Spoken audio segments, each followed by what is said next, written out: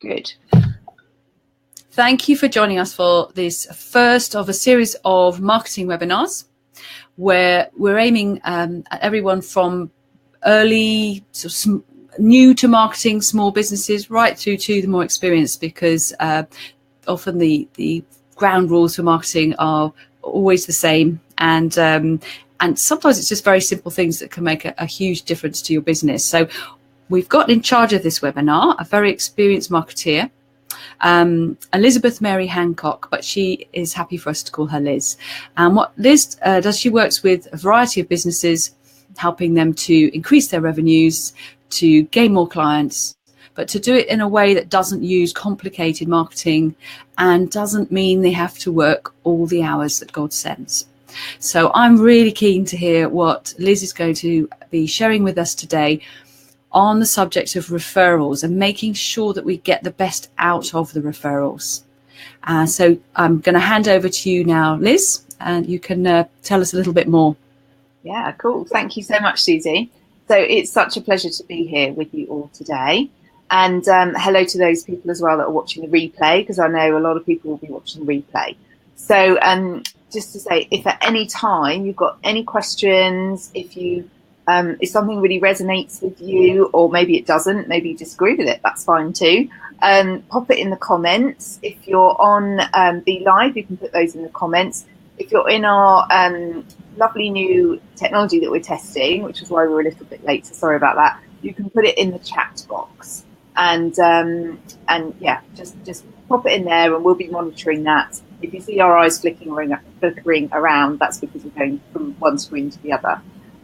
But we are here to give you, hopefully, a really succinct and concise reason why you should be doing referrals. That's what we're starting off with, and we're going to be doing more of these as time goes on. And but referrals is a great one to start with, I think, because so when Susie first asked me to get involved in this, I've just got a love for marketing. I love the psychology of it, marketing, sales. I love what goes on with the buyer's mind, the seller's mind, all of that kind of thing. And basically, we are sellers. If we have our own business, we have to be able to sell it. And referrals are just such a lovely, natural way of avoiding having to do loads of marketing, cold calling, outreach, and so on.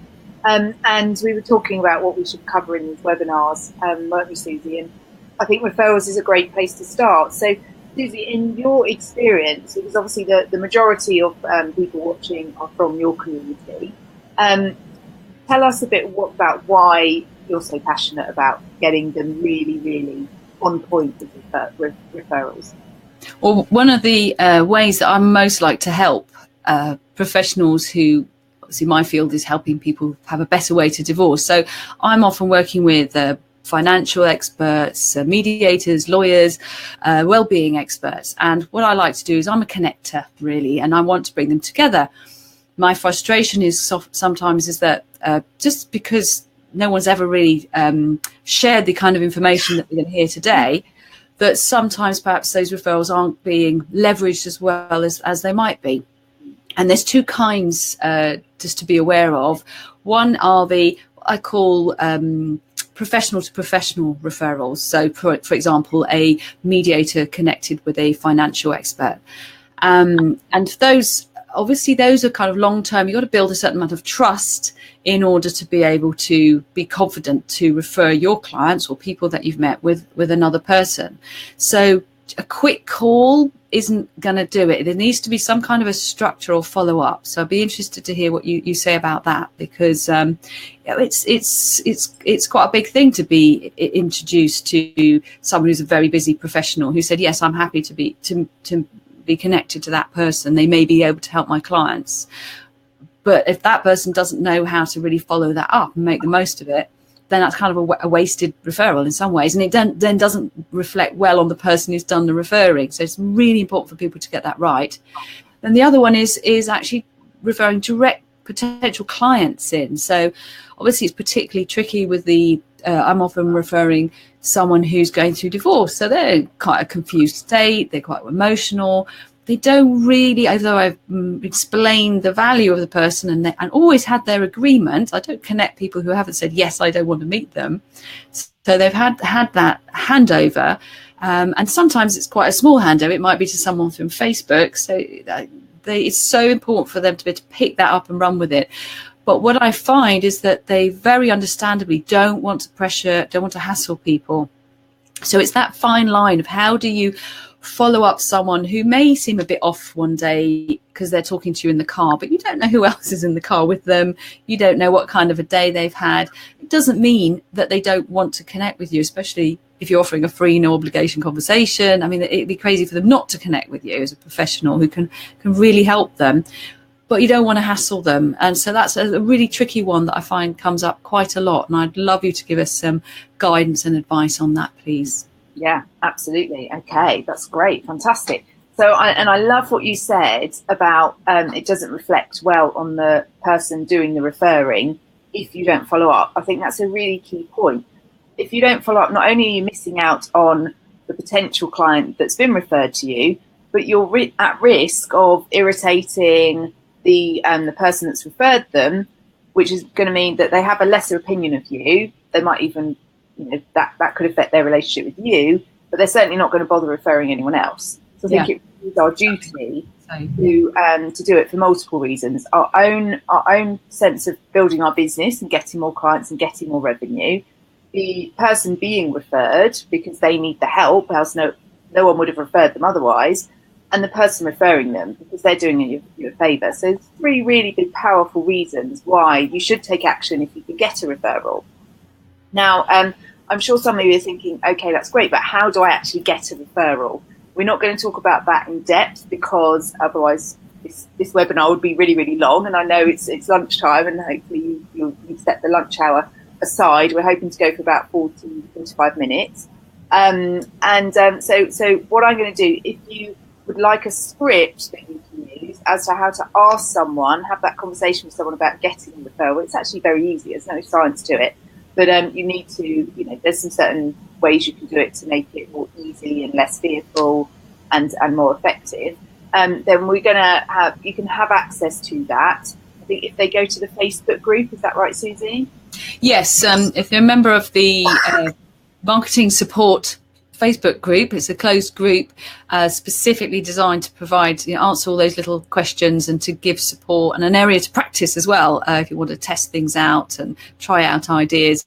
So that's on Facebook, and I've added a link here. I don't know if anyone can see it, but I will put it into the Be Live community group as well, so everyone can access that.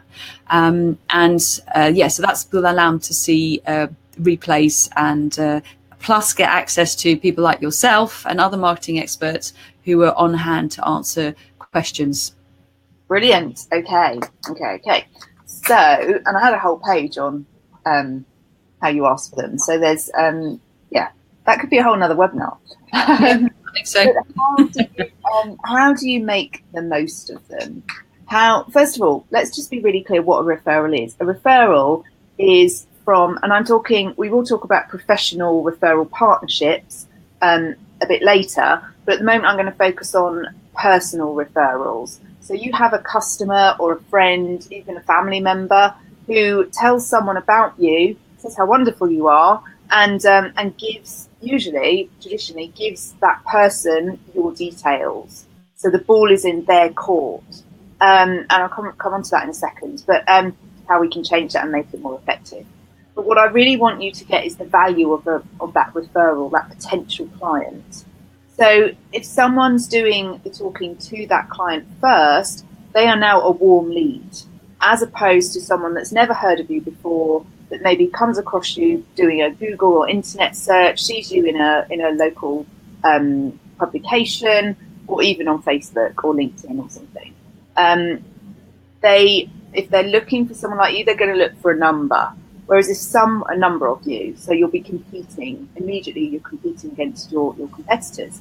But if someone's recommended you, they're far more likely to go with personal recommendation. Let's not forget how powerful that is. If you're not using it, you're missing such a massive trick you buy it. So think about the last restaurant you went to. It's a very strong possibility that you went there because someone recommended it. Think about the last film you watched. Why did you watch it? Because someone said how great it was, or it got great reviews somewhere that you read or heard about. So referrals happen all the time, naturally. So let's leverage that and just put a little bit more work in it to make them really, really effective. So I said a traditional referral would be someone saying, oh, hey, you should contact this person. What I want you to do is actually lead that a bit better. So you ask the referral, don't forget I'm going to give you a script for that, but you say, what would be really helpful is if you could introduce them to me by email. Then it's a lovely introduction. Everyone is in it together, if you like. You're not having to do a cold call to a warm lead, but it's still the first time you've spoken to them. They're not having to do the same to you because it would be the first time they've spoken to you. And it's just brilliant. It's just great how this works. So I always say, would you mind not just giving me their number, but could you send a 3-way email to all 3 of us? So they send it to the person they're referring and to you, and say, hi, Liz, this is Susie, this is Liz. A bit about why they've referred you, to just emphasize that to the potential client. And then it's kind of like, and then over to you two. And then you follow that out. Don't do it like the second the email gets through. That you want to show that you're a little bit, but don't wait too long. It's much easier if you are the first person to do that. Got a tiny bit of an echo, but I hope that's going to go in a minute. Let me just turn my. Is that better? Yeah. Yeah. Okay. Now the only problem is I can't hear Susie, but we'll try and work through this. So what was I saying? Yes. So then you take the lead. You say, hey, Jess, it's lovely to meet you. Thank you, Susie, for introducing us. And, I've heard that you'd like to see me. If you've got some more information, try and get some more information, by the way, from the person referring you. Find out what specifically their problem is. The more information you've got, the better it can be. Because they might just miss something that they've told you, especially if they're going through a divorce, like a lot of your clients will be. They'll be confused. They'll be probably quite stressed. So the more you know, so that you can not tell them everything and just tell them the most important things for them, the better. So try and find out a bit about them, and just invite them for a chat, whether that's a chat over the phone, an in-person meeting. I would always start with a phone call. And maybe some of you run like open days where you're there and people can just come in, like a drop-in session. You can offer them that date. But I really, really, really would advise you, this is so imperative, since I've been doing this, the amount of people who I have meetings with has risen, rather than just brushing me off and saying, yeah, at some point, or not getting back to me. And you just say, I'd love to meet with you or discuss more on the phone. I'm available. Oh, are you available? No, I am available at this time or this time. Would that suit you?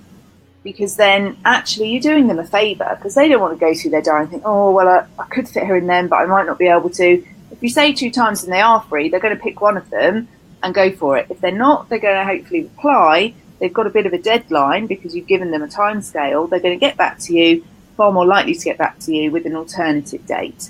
And if it ends up that you play email ping pong, just say to them, can I just jump on the call with you and we can arrange a time to get a proper time in the diary, because it just saves that. You want to make it as easy as possible for the client, especially if they're in this stress state, which a lot of people are when they're coming to you. So just make it as easy as possible for them. Take the lead. They need to see you as a leader. You are the professional, and they need to have that trust in you. And if they can see, particularly if you're going to be dealing with quite tricky situations, if they can see that you do get stuff done and you can lead and just make that first step, that's gonna help them. You're not being pushy or anything. That's actually helping. It's serving them to a higher capacity. So I'm just gonna put my speakers up. Hopefully that echo's gone. Sounds like it has, so that's good. Okay. Anything I've missed on that? I'm just checking my notes. Just I've got the echo now. Can you hear me okay? Yeah. There's just had an email from one of the attendees who's not able to get on. So if you do have, I don't know if it was an opportunity to send a link email. If you email that to me, I'll email that to him. You might still be able to get on, but I have told him he will get the replay. So if has anyone, just thought I'd mention it in case you have a link there, because I can't do it from this end. But sorry, carry on though. I've got the same message. I just there. So Be Live people, bear with us. I think maybe it's easy if we just give them the Be Live link. Yeah, I've told him he can do that. No worries. Fantastic. Okay, so one of the questions I often get is like, what if they don't reply? What if there's no response? What do I do then? I don't want to feel pushed. I don't want to keep chasing them. Again, remember that they need you. They've been referred because they have a need. And especially if they're in that stress stage that we've spoken about, the more you can reach out, the better. People are very, very busy. We're all so busy at the moment. At the moment, we always are. Life seems to be like that. So the more you can reach out, the better. And people will answer their phones far more than they used to, because actually people are realising it's easier to just answer the phone rather than someone leave a message, then they have to listen to it, then they have to call them back. Actually, I'm just going to answer my phone. So don't be afraid to pick up the phone, and make sure you've asked the referrer to give you that person's telephone number as well as introducing by email, and just pick up the phone. You can leave a message or you can not leave a message. It's up to you if they don't answer. But absolutely, the phone needs to become your friend, not your enemy. I know it's horrible. I know this thing weighs a ton sometimes and we just don't want to pick it up. But when you get a bit more used to it, it does become much easier, much more quickly. And you actually realise how much time you save just by making a phone call rather than writing loads of emails. So just have this. What I recommend you guys is that you come up with your own system. I can give you a suggested one, but you've got to do it. You've got to commit to it. So if you want to tweak it and maybe come up with some scripts so it just feels easier, don't read them out parrot fashion, but just some guidelines, maybe bullet points, just to take that fear and apprehension away, because that can really affect us. So so where are we going? Yeah, I would say keep chasing them. If they really don't want to hear from you, you can always give them say on maybe the third or the fourth time, to say to them, if you don't want me to contact you, just let me know and I'll stop bothering you. That's what I say to a lot of people. And then they say, I'm really sorry I haven't got back to you. Actually, yeah, I am interested. Just now it's not a good time. Can you let me know in a month? Or, I'm doing this for my event at the moment. Can you let me know about the next one? Because I really can't make those dates. I'm so sorry, I meant to get back to you. If you give them that, almost taking the carrot away, then usually that can spur them into action. Not always, but all of these things combined can just make such a difference. One thing on its own probably isn't going to make a huge difference, but when you combine them, it's going to really, really help. Okay, so where do we get to? Yeah, it's just remember, guys, it's not cold calling. Remember, that is a warm prospect. If you take nothing else from this webinar, remember, referrals are warm. Not everything else, but a lot of other stuff is cold. And a warm lead is always going to be easier to handle and to deal with, and far more likely to convert than a dead cold one. Okay. And then, make sure that if you really don't hear back from them, don't just disregard them and forget about them. Maybe put them on your list to phone in 2 weeks or a month's time. And, look at multiple channels. So can you make friends with them on Facebook? I'd be careful about that. Obviously, you need to be a bit, use your judgment whether that's appropriate depending on what your work is. And just see, is there another way that I can kind of get in front of them in terms of, am I writing regular blog posts? Am I updating my website? If you do write blog posts, maybe you could send them one on an email and say, hey, this is a blog I've written. It might be useful for you. If you'd like regular blogs, then I can sign you up to my newsletter. Would that be useful? Because some people just aren't ready. And I think especially in the field you're in, okay, we're going to get divorced. Oh, no, actually, we're not. Let's try again. Just it can go on and on, can't it? I know, because I've been there. And thankfully, not there anymore. We didn't get divorced, but we were very, very, very close. So I've got a bit of an idea about the process. And I've got lots of family members that have been divorced as well. So where are we? There's an old stat that says you need 7 different points of contact to in order before somebody makes contact with you. And I've just recently read a book called Fanatical Prospecting. I think it's by Jed Blount. Brilliant book. He's saying you need between 15 and 20 touch points. He's right. And I think that's true. I think 7 was very much an average. I think that's far more realistic. And you also need different touch points, which is why email is great. Text message, if you've got their number, don't be afraid to text them. Voicemail, obviously phone should be really up there. Facebook message, if that's appropriate. If they see you on, running a Facebook Live, or this is how it works for me. People see me on multiple channels: Facebook, LinkedIn, occasionally Twitter, a bit on Instagram, but my main focus is Facebook and LinkedIn. So, where are your channels, and are you putting content out there in the right places? Are your blogs being published in the right groups on Facebook? That kind of thing. It's a whole nother discussion. We probably need a different webinar on, like, where are you hanging out? How are you getting in front of people? And obviously Susie helps you massively with that, with her amazing group. So, good. Am I on track, Susie? Yeah, and actually, interestingly, you're saying about Facebook messaging. I recently got booked to run a training for mediators, and the whole thing happened via Facebook messaging. And I find a lot of people who say, I'm not really on Facebook, I don't really use it, but they are always on Facebook Messenger. So it's a whole other form of texting in its own right. Yes. Which is becoming it's also a place where people refer people through that. It's something that every business really needs to seriously look at, along with the phone. But yeah, as you say, it's about thinking where all the places they could be. How can I just be, sharing this event that maybe you can come to this event. There's a free lunch in Richmond, amazing free lunch full of fantastic professionals. But sadly, I missed yesterday because I was doing the training. But, and I send that out through my newsletter. So if you're one of the people who receives that, there's nothing to stop you then inviting people you want to have another touch point. Say, come along to this lunch. I'll introduce you to some more people. It's fun ways to build those trusting relationships with the other professionals who are obviously not people who are going through divorce, but with people who you want to build those trusting relationships with, to share, help each other's clients. Yeah, absolutely. So let's move on then, shall we, to that different type of referral, which is more, professional referral partnerships. And just as Susie just said, that's with another professional, basically. It's someone like you, but not necessarily doing the same as what you do, unless you have a very specific type of client. Maybe they serve high-end clients and you send, you've got a different price point.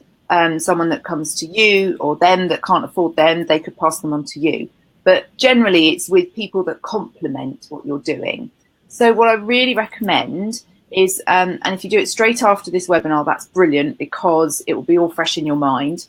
But absolutely go and have a brain dump, a brainstorm. I like the word dump, brain dump, really. I think it's more like get it out of your brain.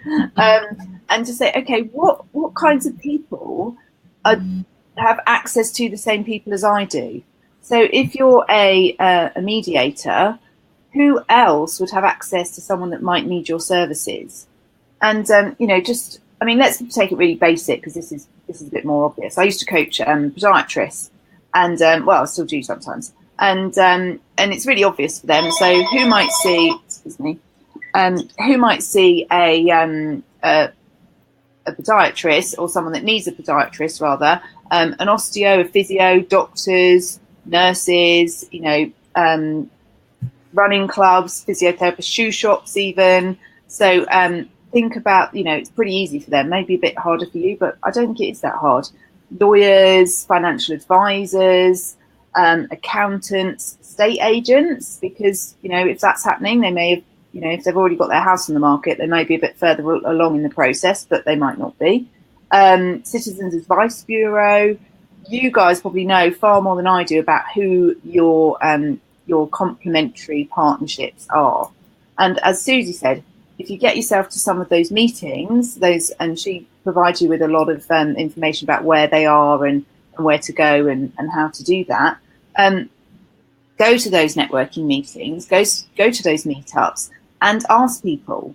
Ask them, you know, just have a conversation with them, get to know them. All of this, like the umbrella that overarches all of this, it's all about trust and relationships. Relationships, if it's a one-on-one, relationships if it's a company, whatever you're doing, you're dealing with people, and relationships are the most important thing.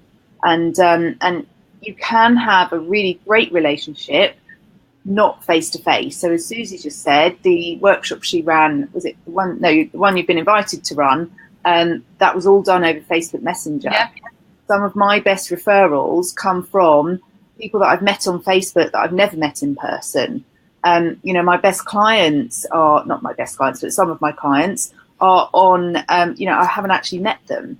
I'm meeting them for the first time next week when we get together. So don't think that you have to go in person all the time to all these meetings. Yes, get out there and get out and about, because it's nice as much as anything, gets you out. But you don't have to spend your whole time driving from one place, driving to another, and using all this time. And I think that's another key thing. When you have a potential partnership and you get together one-on-one, it doesn't have to be in person. It won't not work just because they live in one place and you live somewhere else. You can have I always say, a virtual coffee. If you want a virtual coffee, I don't use Skype because it never seems to work for me. I always use Zoom. But Skype works for a lot of people. Or you can just use the traditional phone and you have a chat. You don't need to see each other. But it's always nice if you can, I think, online or face-to-face. So other things to think about. Like, it can feel like some of you might be buzzing now and going, yes, I can't wait to get this done. I'm really, really going to go out and find those referral partners.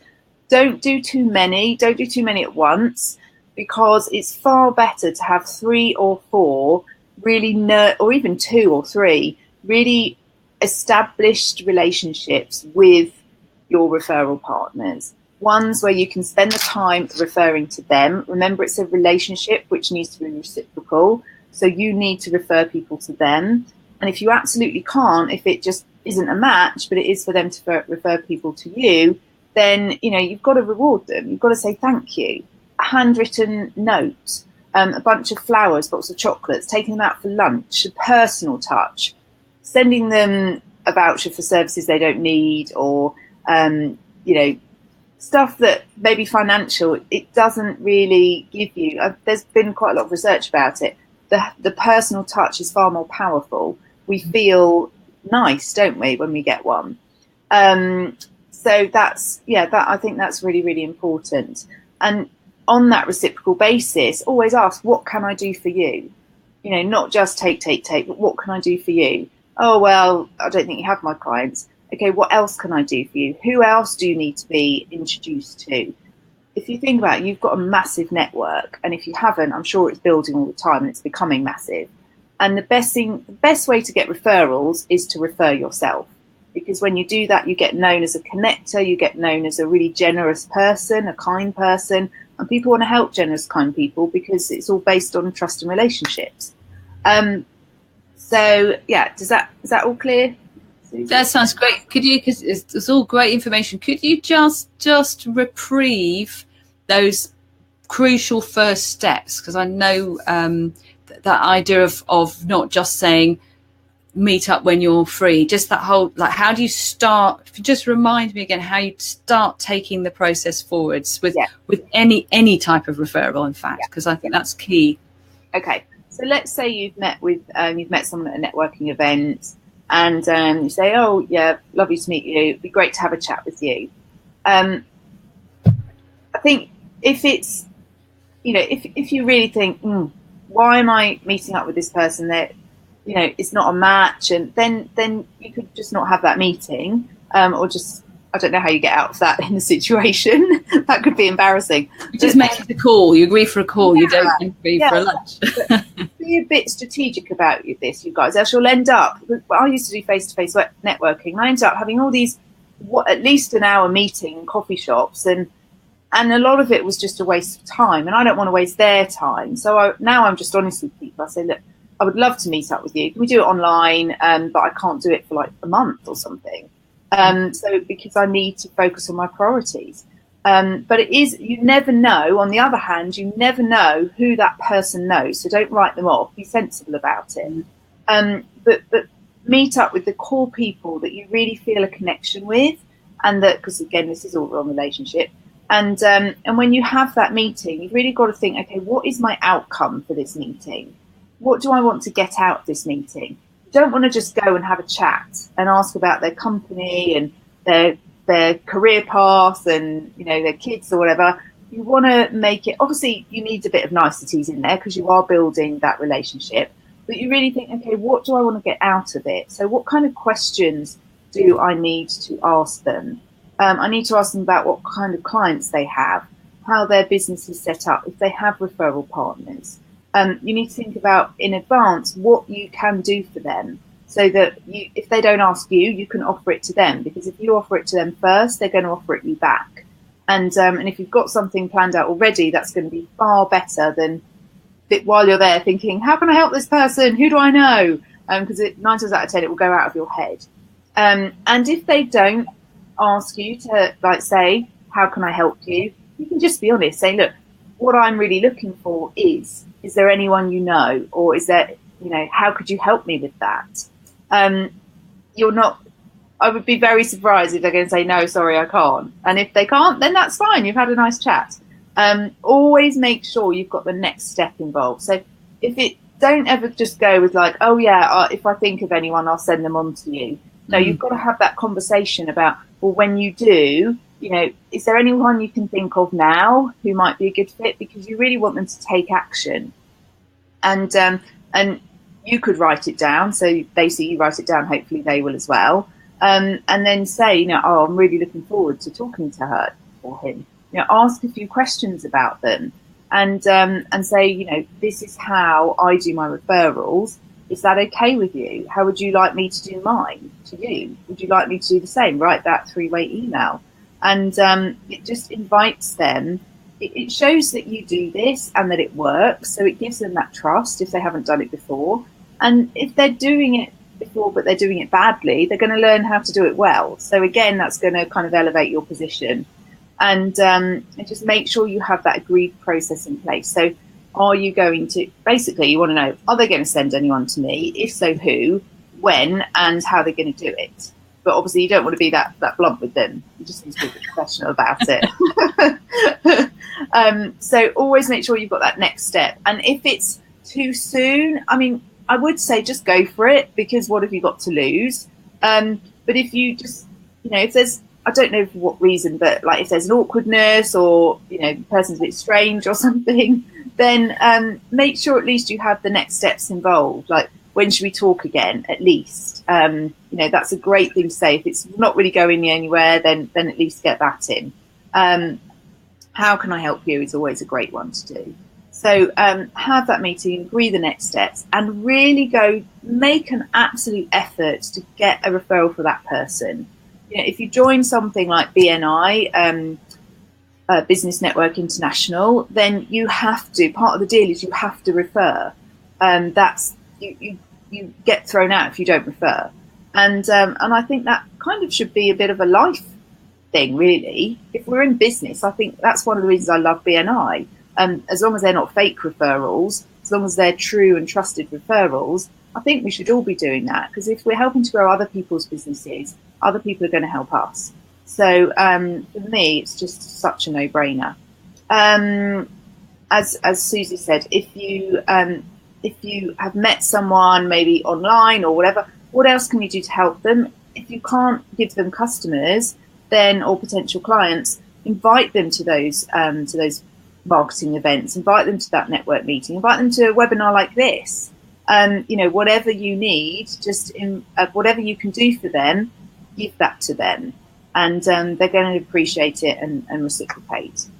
Okay. And so just so I'll make sure I've got it clear, one of the couple of key things, loads of good things I got from this, but one is that idea that when you've had the referral made to you, that you follow up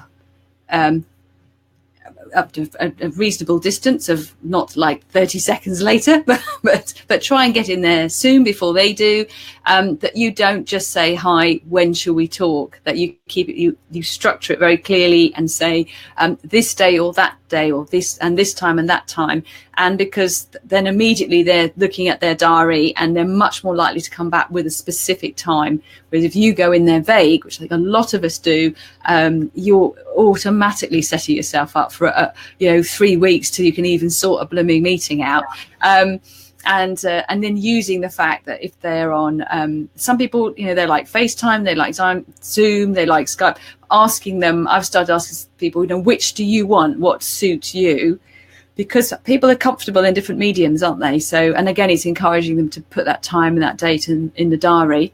And one of the other things that are really important that I think you've said is this idea that with the following, getting the meeting, but then about continuing to follow up and doing it through touch points, like inviting them to an event, or it can be sending them a useful article. So I often say to the professionals, like, you've been introduced to someone, you've had that initial conversation, you want to keep that relationship.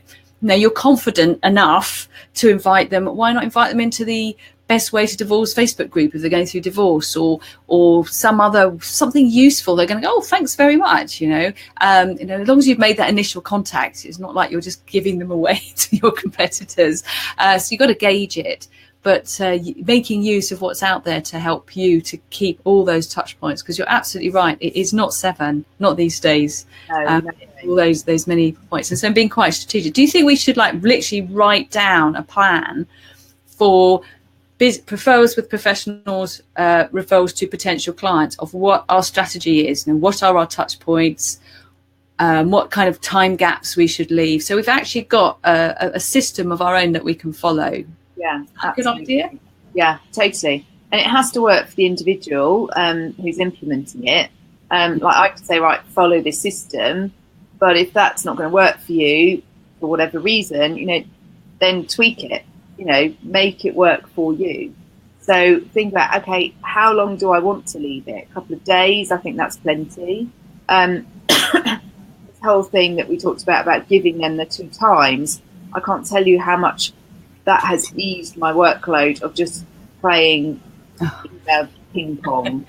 Yes. And having to reserve about 5 spaces in my diary, and then I'm sorry, no, that's gone now. Just reserve 2 spaces for that person and that person only, and then bang, they're in. I think having that process, and also if you have a firm where it's not just you, then making that systematic across all the people doing this. So it's no good one of you doing one thing or one of you doing something completely different. You're all working for the same company. You want the company's name to be built up, not just your own. So really do make sure that it's kind of seamless for all the staff doing it. And don't forget, you guys, if you've got assistants or receptionists, this should be more work for you. It should actually be less, because you're spending less time marketing, less time cold calling, less time worrying about where the next lead's coming from, and just more time being proactive. Proactive doesn't mean more work. It actually means less work than being reactive. And all of this stuff, especially if you have a process and you have templates, you can get your assistant to do that for you. If someone's sitting on reception, they're usually underutilized. Leave it to them to do. They probably like more work, slightly more interesting work maybe, than just picking up the phone all the time. I've worked a lot with small businesses that have 3 or 4 members of staff, and usually someone's sitting there pretty bored. And the business owner often thinks, I need to do it all myself. They don't even think about giving it to someone else, or they don't want to ask or put more pressure on them. And they end up kind of falling on their sword because they just give themselves up too much to do. So give it out to other people as well. And if you haven't got an assistant, then I think everyone should. If you're running a business, you need to have an assistant, basically. something. Maybe not someone in your building, but you can always get a virtual assistant. And if you're stuck on one of those, I know some amazing virtual assistants. So, yeah, I was going to say that's been a brilliant information. And I've just a thought came to me that if would like to invite anyone listening to this webinar either now or in the replay because I'm certainly going to go away and do this, is to create a strategy of follow-ups, of how to follow up from referrals, and actually post it either into the Expertise TV group for the webinar or on the Be Live in the Facebook group. And just to mention with the Facebook group, it is if you're a paid member of the directory, Alternative Divorce Directory, you get automatic membership of that. Everybody's welcome though. But there is a payment for that, but it's only, I think it's £10 a month plus VAT. So, and you have ongoing support, difficult questions. You can do your strategy and share it and get feedback and comments from not just other professionals, but other people who are, key marketing experts as well. So I would really encourage you to make use of that. But on the subject of learning more about marketing and getting more confident and moving your business forwards, I believe that Liz, you've got a webinar coming, or not, an actual live events, haven't you, coming up? Yes, I have. Thank you, Susie. So I have got a live workshop coming up next Thursday and Friday, 15th and 16th of March. It's in Hemel Hempstead, Hertfordshire, just off the M25, very close to the M1. Brilliant location. I think it's much better than having to trek into London. And what we're going to be doing, we're going to be doing more of this kind of stuff, but really personalised, because obviously it will be in person. I'm keeping the numbers small. I've only got 3 tickets left. I don't want to go over a certain number, so I want to keep it so that I can interact with each and every person there and make sure that they have the best plan to go forward. So we'll be doing a bit of mindset work. There's a lot of fear that comes up, especially you might be going through it yourself, fear of picking up the phone, fear of being like the one that has to be forward and take the lead. Huge fears come up there. Again, that's probably another webinar subject that we need to focus on. And so lots of mindset, but getting a plan, getting really clear on your message and what your core services are, whether they're priced correctly. I'm really passionate about charging your worth and giving value, but actually receiving well for that value that you give. And as I said, having that plan for the next 3 months and beyond. So if you're at all interested, you can just PM me on Facebook or you can email me, Liz at Elizabeth Mary Hancock. That's Liz at Elizabeth Mary Hancock. And .co.uk or .com? Oh, sorry, .com. Yes. Thank you. minor but key detail. And with regard to the next webinar, we will let you know when the date of it is, but we've got an idea for what we think the subject matter could be. We're looking at, again, on the theme of referrals, but referrals at a sort of earlier stage. So, for example, being in a Facebook group or going to a live networking event, there is an opportunity for the members of those groups to refer to you or to say, hey, tag this person in, they know all about this. And also just by that what you say in those groups, whether it's a live networking or whether it's on Facebook in a closed group, everybody's watching and seeing what you do, what you say, how you are. How can you invite them to want to refer to you in that process? And I think there's quite a lot we can both say on that, and I think that would be a really useful webinar. So that's the next one that we're planning to do, and we'll let you all know soon when that is. Yeah, wonderful. Thank you, everyone. And Susie, thank you so much for having me, and looking forward to doing more. Great. And have a good lunch, rest of you, with the little time that you have left. Bye for now.